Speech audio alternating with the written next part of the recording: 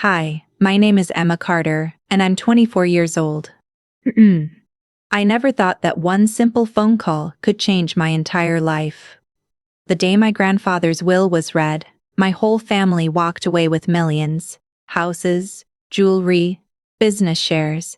And me? I got something that made everyone laugh. Just a phone number written on a small piece of paper. Before we begin, I want to ask you something. Comment below and tell me which country you're watching from. I'd love to know where my story is being heard. Emma Carter sat quietly in the corner of the large living room, her hands folded tightly in her lap, as the sound of low whispers filled the space. The air felt heavy, almost suffocating, as if everyone in the room was holding their breath for the same reason. Today was the day her grandfather's will would be read, and every single person present already seemed certain of what they would receive. Expensive suits, confident smiles, and impatient glances at the lawyer made it clear that no one here expected disappointment. Except, perhaps, Emma. She glanced around the room, noticing how her cousins leaned back comfortably, as if they had already claimed their share. Her uncle sat closest to the lawyer, his posture relaxed but his eyes sharp, filled with quiet greed. Even her older sister, who once used to protect her, avoided looking in her direction. It was as if Emma had already been excluded before the will was even opened. The lawyer finally cleared his throat, breaking the silence. Every head turned toward him instantly. The faint rustle of paper sounded unusually loud as he unfolded the document. Emma's heart began to race. She didn't care about millions like the others did. But a small part of her hoped that her grandfather had remembered her in some meaningful way. He began reading. One by one, names were called, followed by rewards that made the room come alive with satisfaction. Her cousin Ollie was given the farmhouse, a massive property that everyone knew was worth a fortune. Zara received a family's antique jewelry collection, pieces that had been passed down for generations. Farhan was handed control over the business shares, the most powerful and profitable asset of all. Each announcement was followed by smiles, whispers, and quiet celebrations. Emma forced a small smile, clapping lightly with the others, but inside, something felt wrong. It was all happening too perfectly for them. Too easily. Then the lawyer paused. He adjusted his glasses and looked down at the paper again.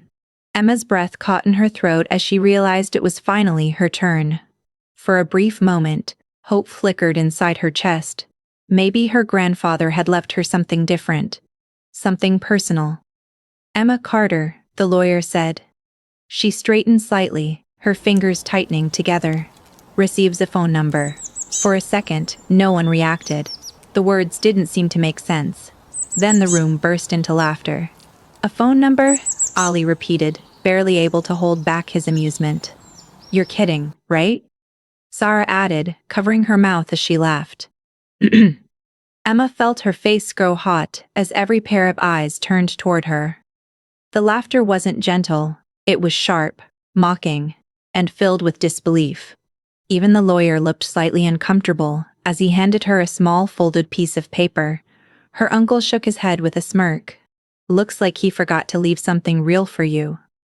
Emma didn't respond. She simply reached out and took the paper. It felt light in her hand, almost meaningless compared to the heavy documents everyone else had received. Slowly, she unfolded it. There it was, just 10 digits. No name. No explanation. Nothing else. Her chest tightened as she stared at it. This was it? This was all her grandfather had left her? The laughter in the room continued for a few moments before people quickly lost interest. After all, there were far more exciting things to talk about. Properties, money, power. Emma became invisible again, just like she had always been. The reading of the will ended soon after, and the room transformed into a celebration. Glasses clinked, voices grew louder, and plans were already being made. People talked about renovations, investments, and luxury purchases, as if everything had already been secured. Emma quietly stood up, still holding the small piece of paper. No one stopped her. No one asked if she was okay. It was as if her disappointment didn't matter. She walked out of the house without saying a word. The cool air outside hit her face, but it didn't ease the heaviness inside her chest. She looked down at the paper again, her vision slightly blurred from the tears she refused to let fall. A phone number, she whispered to herself. It felt like a joke, a final message that she didn't belong, that she had never truly been important enough. She thought about all the times she had visited her grandfather, sitting with him when he was sick, listening to his stories when no one else had time. None of it seemed to matter now. Her grip on the paper tightened. For a brief moment, she considered tearing it apart and throwing it away. What was the point of keeping something so useless? But something stopped her. She didn't know what it was. Maybe it was the memory of her grandfather's quiet smile. Maybe it was the strange feeling that this didn't make sense. He wasn't the kind of person to do something without a reason. Emma took a deep breath and carefully folded the paper again, slipping it into her pocket instead of throwing it away. That night, the house was filled with celebration, but Emma stayed in her room. She sat on the edge of her bed, the dim light casting soft shadows around her. The laughter from downstairs echoed faintly, a constant reminder of what she had lost, or what she thought she had lost. She pulled out the paper once more and stared at the number. It looked ordinary, completely normal. And yet, the more she looked at it, the more it felt different, like it was waiting for something. Her heart began to beat faster. She reached for her phone, hesitating for a moment before unlocking it. Her fingers hovered over the screen as doubt crept into her mind. What if it really was nothing? What if calling it only made things worse? She closed her eyes for a second, then slowly began to type the number. Each digit felt heavier than the last. When she finished, her thumb hovered over the call button. The room was silent. Her breathing slowed. And then, before she could change her mind, she pressed call. Emma held her phone tightly against her ear, her heart beat loud enough to drown out every other sound in the room. The call had already connected, and now all that remained was the sound of ringing. Each second stretched longer than it should have, making her doubt her decision. Maybe this was pointless. Maybe it really was just a random number with no meaning behind it. She almost pulled the phone away, ready to hang up. Then the ringing stopped. A voice answered. "I was wondering when you would call." Emma froze instantly. Her breath caught, and her fingers tightened around the phone. The voice was calm, deep, and controlled, as if the person on the other end had been expecting this moment all along. "Who is this?" she asked, her voice slightly unsteady. There was a brief pause, not awkward, but deliberate. Then the man replied, "My name isn't important. What matters is that your grandfather trusted you." Her mind struggled to process his words. Trusted her? For what? None of this made sense. "I don't understand," she said. "Why did he leave me your number? Everyone else got something real. I got this." A faint chuckle came through the phone, not mocking, but knowing. "That's exactly why you're the only one who called." Emma frowned, confusion mixing with curiosity. "What does that mean?" "It means," he said slowly, "your family saw the surface. You chose to look deeper." His words sent a strange feeling through her chest. She didn't know whether to feel insulted or intrigued. "Look, if this is some kind of joke, it's not," he interrupted calmly. "And if you hang up now, you'll spend the rest of your life believing your grandfather forgot you." Her grip tightened again. That sentence hit harder than she expected. Because deep down, that was exactly what she had been afraid of. Silence filled the line for a moment. Then she spoke again, more carefully this time. "Then explain it to me." Another pause. Emma could hear faint background noise on his side, like papers being moved, or a chair shifting. "Your family believes they've won," he said. "They think they've received everything your grandfather had to offer." Emma swallowed. "Didn't they?" "No," he replied firmly. "They received what he wanted them to see." A chill ran down her spine. "And what does that mean for me?" "It means," he said, his voice lowering slightly, You have something they don't. Emma stood up slowly from the edge of her bed, her body tense. You're not making sense. I will, he said. But not over the phone. Her eyes narrowed. Then how? Meet me. The word came without hesitation, as if it had already been decided. Emma hesitated. Every instinct told her to be careful. She didn't know this man. She didn't know what he wanted. For all she knew, this could be dangerous. Why should I trust you? She asked. You shouldn't, he replied honestly. Not yet. But you trusted your grandfather, didn't you?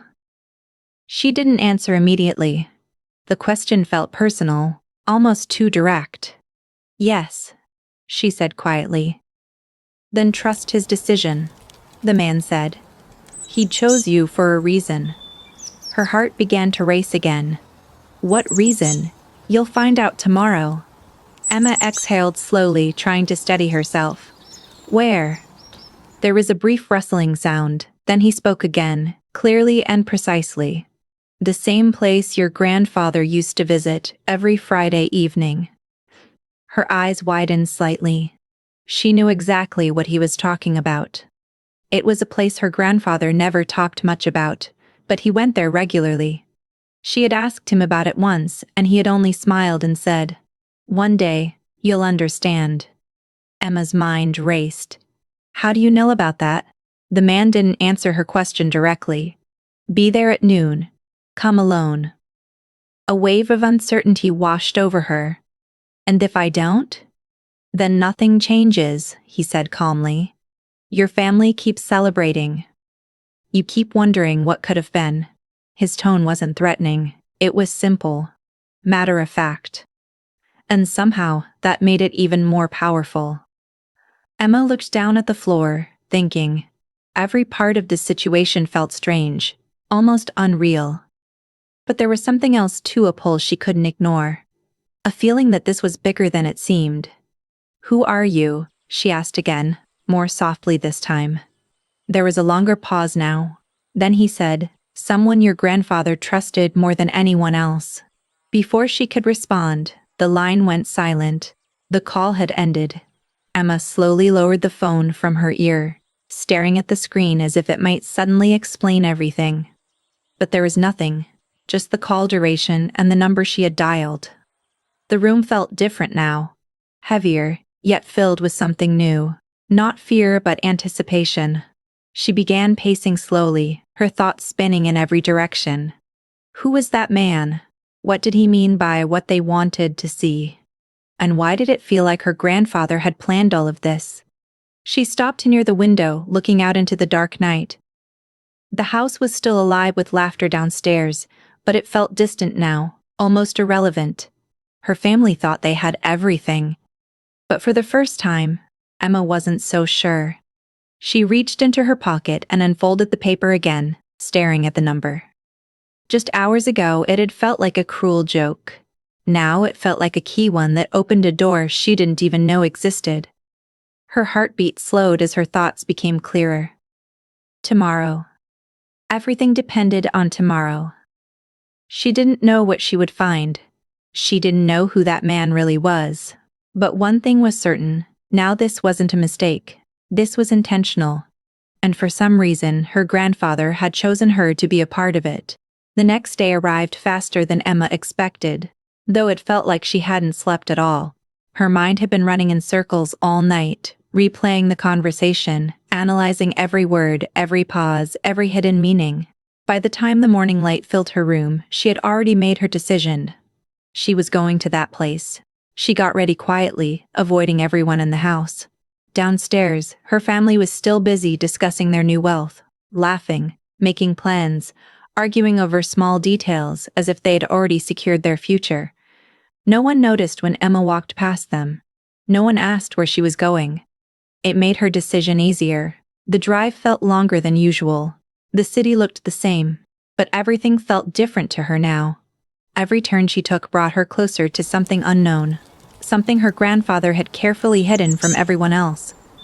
Her hands rested firmly on the steering wheel, but her thoughts were restless. Finally, she reached the place. It was an old building, standing quietly away from the busy streets. From the outside, it looked almost forgotten, like it had no importance at all.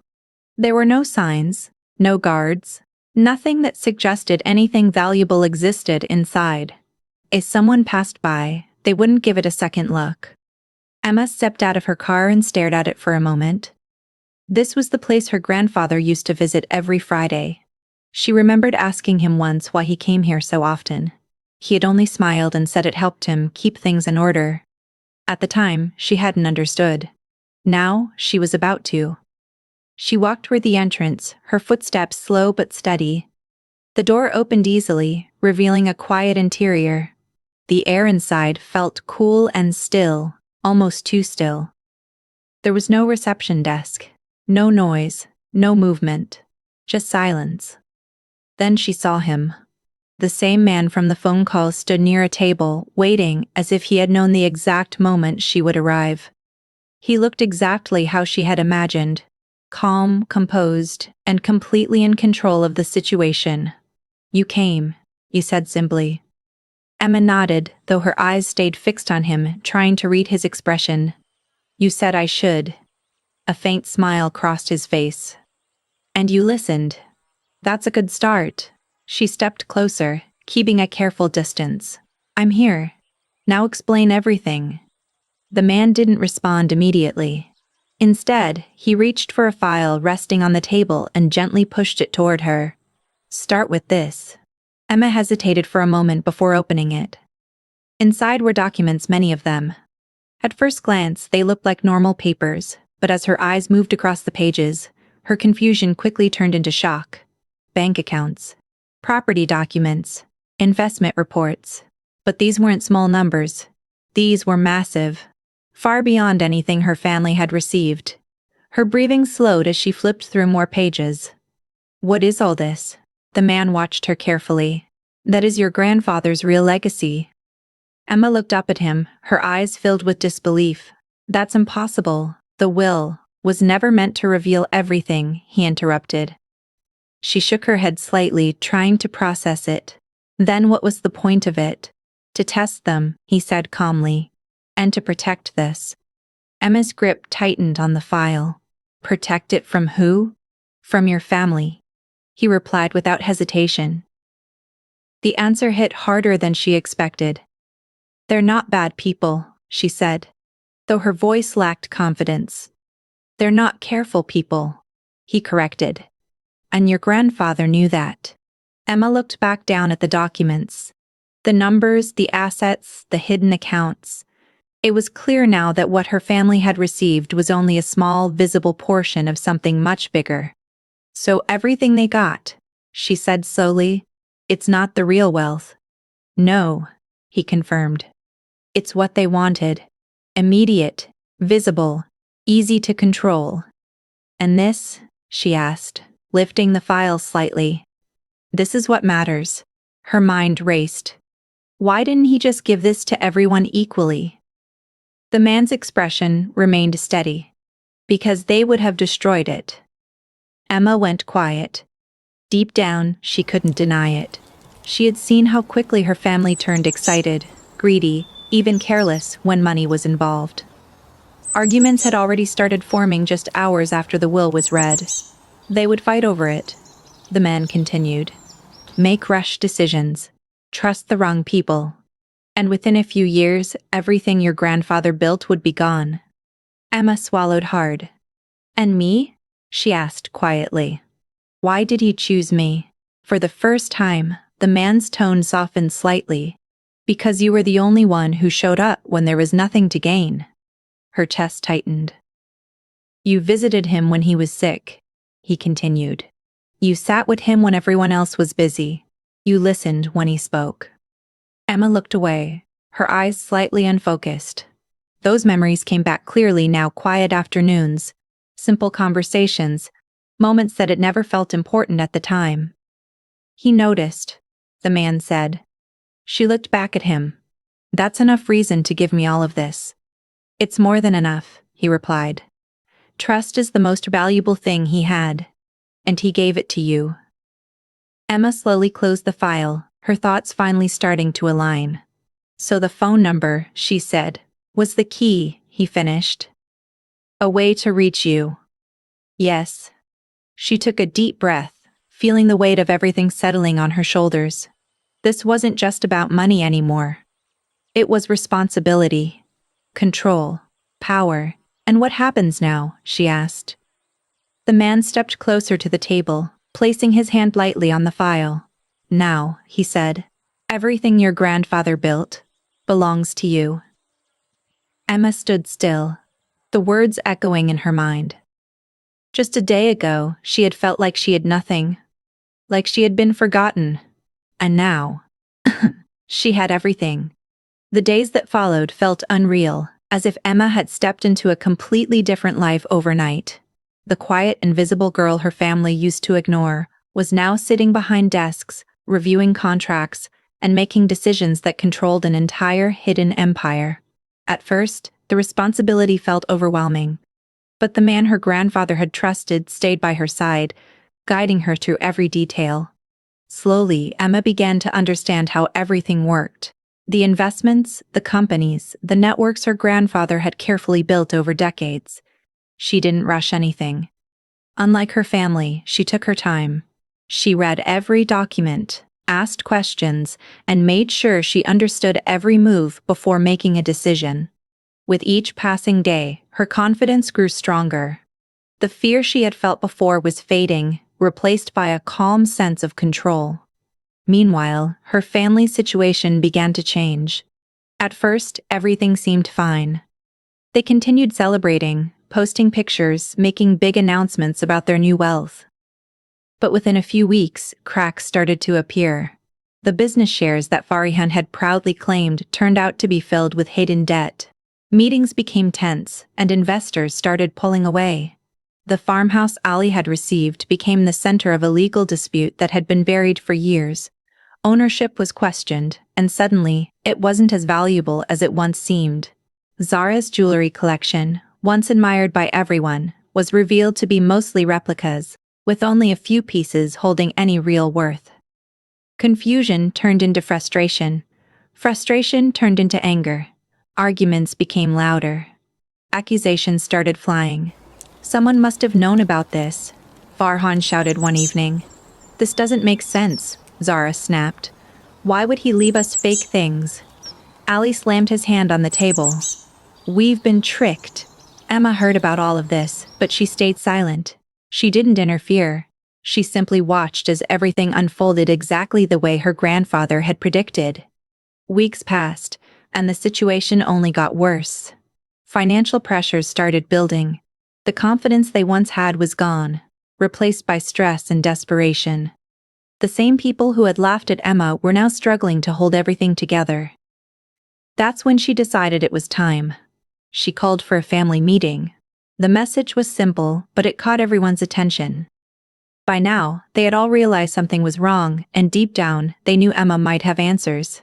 When they arrived, the atmosphere was completely different from the day the will had been read. There were no smiles, no laughter, only tension. Emma stood near the table, calm and composed. Her uncle spoke first. You know something, don't you? She didn't respond immediately. Instead, she looked at each of them, one by one. The same people who had once ignored her were now looking at her with expectation and something else. Need. Finally, she spoke. Sit down. They exchanged glances but obeyed. Emma slowly placed a thick file on the table, the same one she had received days ago. The sound of it hitting the surface echoed in the quiet room. What is this? Zara asked, her voice uneasy. Emma opened the file and turned it toward them. Everything you thought you got wasn't real, she said. Farhan leaned forward, scanning the pages. His expression changed instantly. What is this? The truth, Emma replied. One by one, they began to understand. The hidden accounts, the real investments, the actual wealth. It was all there, laid out clearly. You have all of this? Ali asked, his voice almost breaking. Emma nodded once. Silence filled the room. The realization hit them all at the same time. They had celebrated too soon. Her uncle leaned back, his face pale. Why would he do this? Emma's voice remained steady, because he knew exactly how you would act. No one argued. They couldn't. Zara looked at Emma, her eyes softer now. We're family, she said quietly. We can fix this. Together. Emma held her gaze, but there was no emotion in her expression. Were we family when you laughed at me? She asked. Zara looked down, unable to answer. Farhan spoke next, more desperate. We made a mistake, but we can still work this out. You don't have to do this alone. Emma took a slow breath. For a brief moment, memories of the past surfaced, shared moments, childhood connections, things that once felt real. But those memories didn't erase what had happened. I already am doing this alone, she said calmly. Her uncle leaned forward, his voice sharper now. So what, you're just gonna leave us with nothing? Emma met his eyes without hesitation. You already had everything. You just didn't know how to value it. The room went quiet again. This time, no one spoke. Emma closed the file and pulled it back toward herself. I'm not here to take revenge, she said. They all looked at her, waiting. Her voice didn't change, but her words carried weight. I'm here for justice. She picked up the file and turned toward the door. No one tried to stop her. No one had anything left to say. As she walked away, she didn't look back. Behind her, the room remained silent, filled with people who had lost everything. Not because it was taken from them, but because they never truly understood its value. And ahead of her was a future she now controlled. So that was my story. A story where I thought I lost everything. But in reality, I was the only one who was truly trusted. Sometimes life doesn't give you what you expect. It gives you what you deserve, just in a way you don't understand at first. If there's one thing you should take from this, it's this. Never judge your worth based on what others receive. Because the real value is often hidden, and only the patient ones discover it. Now I want to hear from you. Shh. What would you have done if you were in my place? Would you help your family? Or walk away like I did? Comment below and share your thoughts. I read every single one. And if this story kept you hooked till the end, don't forget to like the video. Subscribe to the channel for more powerful, emotional, and suspenseful stories like this, because the next story might be even more shocking.